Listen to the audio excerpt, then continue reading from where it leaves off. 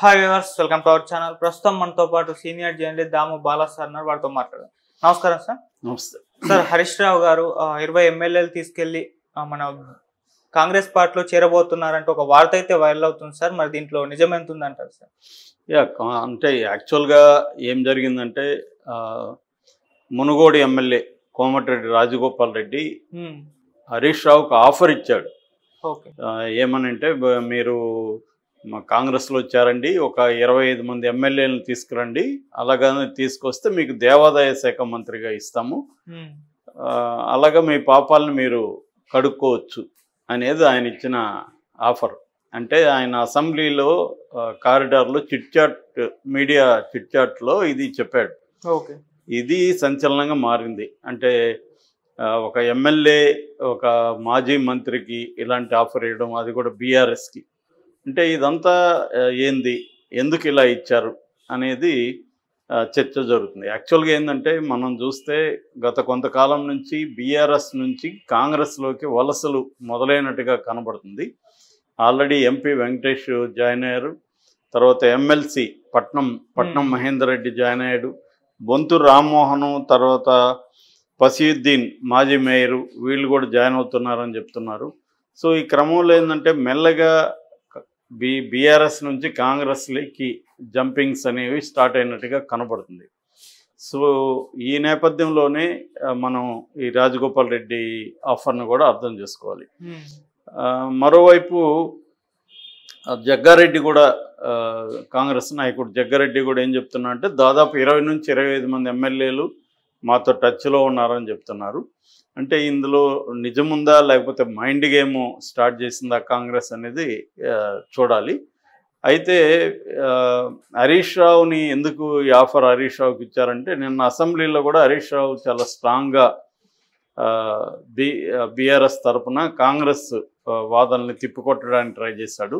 అంటే ఇక్కడ ఏం జరుగుతుందంటే నీటి వాటాలకు సంబంధించి ఆంధ్రప్రదేశ్ తెలంగాణ మధ్య ఒక వివాదాలు ఉన్నాయి. ఆ వివాదాలని కాంగ్రెస్ ఉపయోగించుకోవాలని ట్రై చేస్తుంది.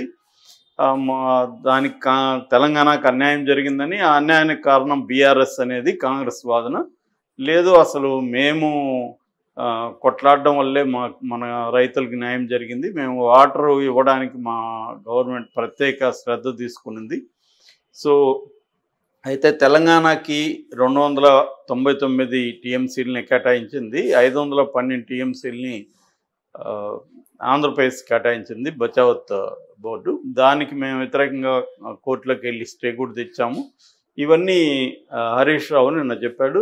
బయటకు వచ్చి కేటీఆర్ కూడా మీరు ఒక్కరే వాళ్ళందరినీ ఎదుర్కోగలిగారు, బాగా శభాష్ బావా అన్నట్టుగా అభినందించారని కూడా వార్తలు వచ్చాయి. అంటే ఎందుకంటే హరీష్ రావు 2014 నుంచి 18 వరకు ఆ పీరియడ్లో ఆయన నీటి పారుదల శాఖ మంత్రిగా ఉన్నారు కాబట్టి తనకి బాగా ఐడియా ఉంది. సో వీళ్ళేమో యాక్చువల్గా ఏంటంటే కాంగ్రెస్ కేఆర్ఎంబికి ఇవ్వడానికి ఒప్పుకుందనే వార్తలు వచ్చాయి.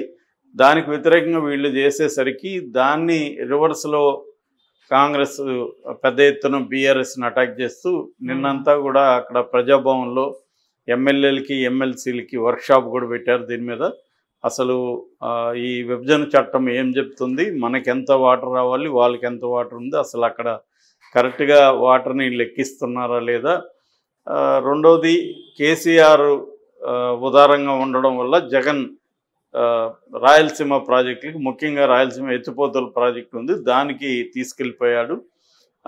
అది ఈవెన్ అసెంబ్లీలో కూడా జగన్ చెప్పాడు, కేసీఆర్ ఉదారంగా ఇవ్వడం వల్ల మన రైతులకి మేలు జరిగిందని.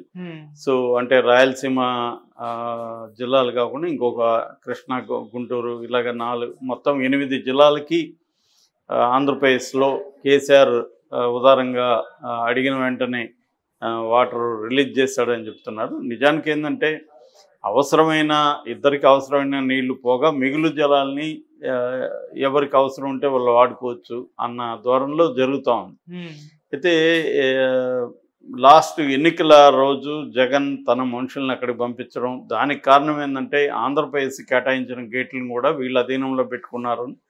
ఆ గేట్లని వాళ్ళు వచ్చి మా గేట్లు కాబట్టి మా అధీనంలోకి రావాలి అని చెప్పి వాళ్ళు గేట్లు ఓపెన్ చేసి రైతులకి వాటర్ వదలడం అనేది జరిగింది.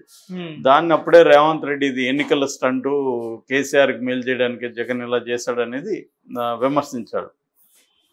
సో ఈ కాంటెక్స్ట్లో నిన్నంతా కూడా అసెంబ్లీలో ఏదో గొడవ జరిగింది. ఈరోజు మేడిగడ్డ వర్సెస్ కేసీఆర్, నీళ్లు మన హక్కు అనే నినాదంతో కేసీఆర్ ఇక్కడ సబ్బెడుతున్నాడు. సో వీళ్ళిద్దరి వార్ స్టార్ట్ అయినట్టుగా అర్థమవుతుంది. డైరెక్ట్గా కేసీఆర్ రంగంలోకి దిగాడు. సో ఈ క్రమంలో కేసీఆర్ని దెబ్బకొట్టాలంటే కేసీఆర్ పద్ధతిలోనే వెళ్ళాలనేది కాంగ్రెస్ ఆలోచిస్తున్నట్టుగా కనబడుతుంది.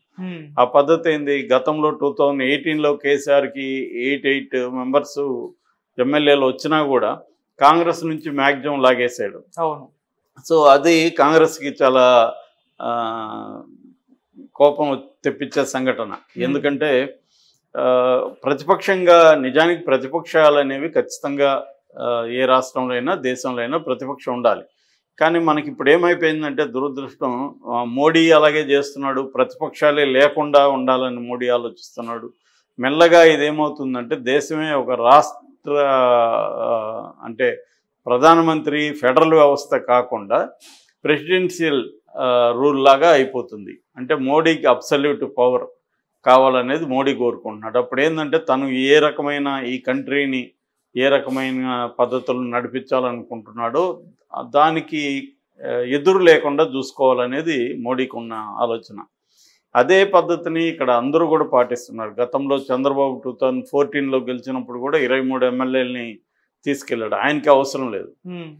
అట్లాగే ఇక్కడ కూడా కేసీఆర్ కూడా అదే పద్ధతిలో కాంగ్రెస్ ఎమ్మెల్యేని తీసుకెళ్ళాడు. సో ఇప్పుడు సో దానికి టిట్ ఫార్ టాట్ లాగా రిటర్న్ గిఫ్ట్ ఇద్దాం అనేది రేవంత్ రెడ్డి ఆలోచన. అదే కాకుండా ఇంకొక కారణం కూడా కాంగ్రెస్కి ఉంది. ఎందుకంటే వీళ్ళకి అబ్సల్యూట్ మెజారిటీ లేదు, ఓన్లీ 5 మంది కాంగ్రెస్ వాళ్ళు, ఒక సిపిఐ ఉన్నారు. సో కాబట్టి ఇప్పుడు వాళ్ళకు ఉన్న అవసరం కూడా ఏంటంటే ఏదన్నా జరిగి రేపొద్దున కొంత అసంతృప్తి బయలుదేరేది కాంగ్రెస్లో. అదే టైంలో కేసీఆర్ని కూడా నమ్మలేము, కేసీఆర్ పెద్ద స్ట్రాటజిస్టు, ఆయనే ఉన్న ఒక 6-7 మందిని లాగితే కూడా ఈ ప్రభుత్వం కుప్పగొల్లిపోయే అవకాశం ఉంది. ఎవరికి మెజారిటీ లేనప్పుడు మళ్ళీ ఎలక్షన్లకు కూడా వెళ్ళొచ్చు, ఏమైనా జరగచ్చు అన్న ఒక భయం అయితే కాంగ్రెస్లో కూడా ఉంది, ముఖ్యంగా రేవంత్ రెడ్డిలో. అందుకని రివర్స్లో తామే ఆ ఎమ్మెల్యేలని లాక్కోగలిగితే మన గవర్నమెంట్కి డోకా ఉండదు, కేసీఆర్ కూడా వీక్ అయిపోతాడు అనేది ఒక రకంగా బీజేపీ ప్లాన్ కూడా ఇదే. బీజేపీ ఏంటంటే ప్రతి రాష్ట్రంలో ఎవరు ఏ పార్టీ బలహీనంగా ఉందని చూసి ఆ పార్టీని మంచిగా కానీ చెడ్డగా కానీ దెబ్బ కొట్టడం అనేది బీజేపీ స్ట్రాటజీ. సో ఆ యాంగిల్లో చూసినప్పుడు ఒక మైండ్ గేమ్ ద్వారా ఈ హరీష్ రావుని టార్గెట్ చేసి ఒక పుకార్లను వ్యాపించడం, హరీష్ రావు వచ్చేపోతున్నాడు కాంగ్రెస్లకి అనే ఒక పుకార్లు వ్యాపించడం అనేది కూడా ఒక మైండ్ గేమ్గా మనం చెప్పుకోవచ్చు. అంటే బీఆర్ఎస్ని ఇప్పుడు కొంత బీఆర్ఎస్ బలహీనంగా ఉంది కాబట్టి ఈ స్టేజ్లోనే బీఆర్ఎస్ని దెబ్బతీయాలి. సో లోక్సభ ఎన్నికల్లో మ్యాక్సిమం నెంబర్ ఆఫ్ సీట్స్ని తెచ్చుకోగలిగితే రేవంత్ రెడ్డికి కూడా పదవికి డోకా ఉండదు. సో అందువల్ల రేవంత్ రెడ్డి టార్గెట్ కూడా ఏంటంటే మ్యాక్సిమం లోక్సభ సీట్లు తెచ్చుకోవాలి. సో ప్రధానంగా కాంపిటీషన్ కాంగ్రెస్కి బీఆర్ఎస్ఏ. సో అందుకని బీఆర్ఎస్ను దెబ్బ కొట్టాలనేది కాంగ్రెస్కు ఉన్న వ్యూహం. దీన్ని ఇండైరెక్ట్గా బీజేపీ కూడా సహాయం చేస్తుందని చెప్తున్నారు. మోడీకి కూడా ఏంటంటే కాంగ్రెస్ విముక్త భారత అనేది మోడీ గోల్ కాబట్టి ఏ రాష్ట్రంలో కాంగ్రెస్ని ఎవరు దెబ్బతీస్తున్నా వాళ్ళకి మద్దతు ఇస్తుంది బీజేపీ. ఆ విధంగా రేవంత్ రెడ్డికి కూడా మోడీ హామీ ఇచ్చినట్టు తెలుస్తుంది. మీరు బీఆర్ఎస్ని కంప్లీట్గా తొక్కేసేయండి, మేము మీకు ఏ రకమైన మద్దతు కావాలంటే ఇస్తామని చెప్పినట్టుగా అర్థమవుతుంది. ఆ యాంగిల్లో మనం అర్థం చేసుకుంటే కోమటిరెడ్డి స్టేట్మెంట్ వెనక ఉన్న వ్యూహం ఏందో అర్థమవుతుంది. ఎందుకంటే బీఆర్ఎస్ శ్రేణిలో గందరగోళాన్ని క్రియేట్ చేయడం, సో జగన్ చేసిన మెథడ్స్నే ఇక్కడ అంటే ఫోర్స్ చేయడం, ఆశ చూపించడం, ఈ 2 మెథడ్స్ ఇక్కడ కూడా అమలు చేస్తున్నారు. అందుకనే మంత్రుల మీద చాలా మంది మీద కేసులు స్టార్ట్ చేయబోతున్నారు.